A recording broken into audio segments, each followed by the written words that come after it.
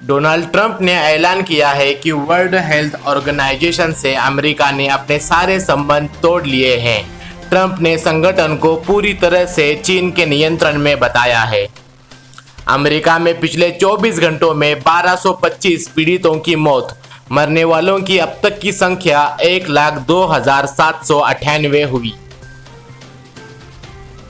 मोदी 2.0 मोदी सरकार के दूसरे कार्यकाल का 1 साल पूरा हो गया है। पीएम साहब ने देशवासियों के नाम लिखे खत में कोरोना के खिलाफ देश की एकजुटता को सलाम किया है।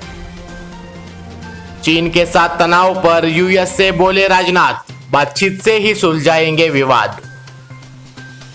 10 सेकंड तक थर्राती रही धरती, दिल्ली एनसीआर में 4.6 तीव्रता का आया भूकंप।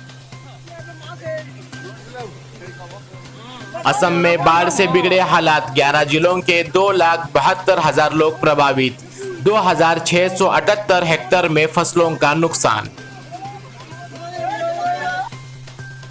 महाराष्ट्र में कोरोना के चलते मौत का आंकड़ा 2,000 के पार, पिछले 24 घंटों में 2,682 कोरोना के नए मामले सामने आए हैं। उप मुख्यमंत्री अजित पवार ने कहा कि कोरोना जैसे महामारी की लड़ाई में शामिल सभी कर्मचारियों को राज्य सरकार 50 लाख रुपए का बीमा करवाएगी। 11 साल के निचले स्तर पर देश की जीडीपी, इकोनॉमी में 2009 की मंदी जैसा माहौल। वित्त वर्ष 2019-2020 की जीडीपी ग्रोथ रेट के आंकड़े आ चुके हैं। इस वित्त वर्ष में जीडीपी की ग्रोथ 4.2% पर रही। सोनू सूद ने ओडिशा की कुछ महिला मजदूरों को उनके घर पहुंचाने के लिए फ्लाइट का इंतजाम किया। जानकारी के मुताबिक ओडिशा की तकरीबन 170 महिलाएं जो केरल की एक गारमेंट फैक्ट्री में काम करती थी, लॉकडाउन के दौरान वहां फंस गई थी। वो पिछले कई हफ्तों से अपने घर लौटने की कोशिश कर रही थी। वाराणसी के रामनगर थाना क्षेत्र में गंगा किनारे एक दिल दहला देने वाली घटना सामने आई है, जिसमें 5 दोस्तों की गंगा में नहाते वक्त डूबकर मौत हो गई है। मरने वाले सभी लड़के 15 से 18 साल उम्र के थे। बताया जा रहा है कि टिकटॉक पर वीडियो बनाते वक्त यह हादसा हुआ है। अहमदाबाद में पुलिसकर्मी और डॉक्टर भी कोरोना संक्रमण का शिकार हो रहे हैं। अहमदाबाद में अब तक 361 पुलिसकर्मियों और 191 डॉक्टरों के कोरोना टेस्ट पॉजिटिव आ चुके हैं।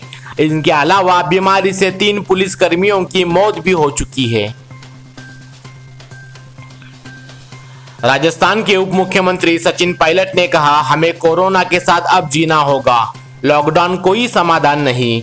उन्होंने कहा, केंद्र सरकार लॉकडाउन की गाइडलाइंस जारी करे, लेकिन फैसला लेने की स्वतंत्रता राज्यों पर छोड़ दे। उत्तर प्रदेश के लैब में बंदर का आतंक, लैब के अंदर बंदर ने ब्लड सैंपल छीनकर भागने की कोशिश की, मचा हड़कंप। भाजपा प्रवक्ता संबित पात्रा कोरोना वायरस की चपेट में, अस्पताल में हुए भर्ती। टिड्डियों ने मचाया देश के 7 राज्यों में आतंक, डीजीसीए ने पायलटों को सतर्क रहने की सलाह दी। राजस्थान, गुजरात, महाराष्ट्र, मध्य प्रदेश, हरियाणा, आंध्र प्रदेश और उत्तर प्रदेश के सीमावर्ती इलाकों में सक्रिय। T20 वर्ल्ड कप पर संकट के बादल, क्रिकेट ऑस्ट्रेलिया ने आयोजन को जोखिम भरा बताया। पश्चिम बंगाल में 1 जून से खुलेंगे धार्मिक स्थल, सरकारी दफ्तरों में 70% स्टाफ के साथ होगा काम।